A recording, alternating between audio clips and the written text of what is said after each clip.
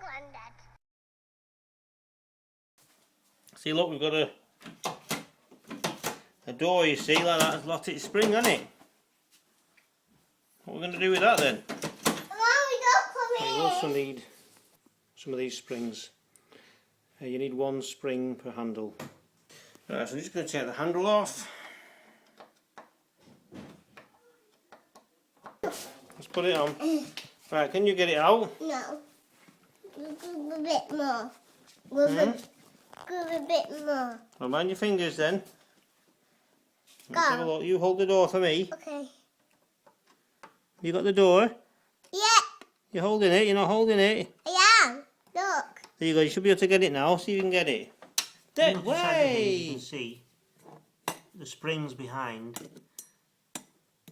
this clip retainer here on the front, and then this stop that stops the handle from going too far. So the clip will take both of them off. So we need to get the clip off first. Can I open it? Yeah. So I'm looking at this handle here, and it's got this spring washer, 2 holes there. That's quite alright like that, I think. Okay. Oh, it's come off. What are you doing, Grandad? So that comes off like that. You've got that there, and that's the spring, and the spring's worn. It's actually broke.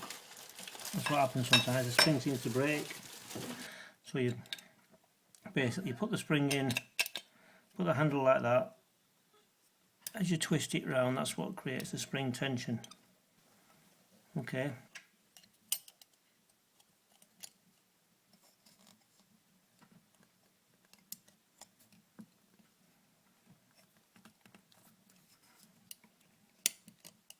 Go on there like that. This spring washer has to go back on there again. There's a groove in there. Just open it up. Pop it in.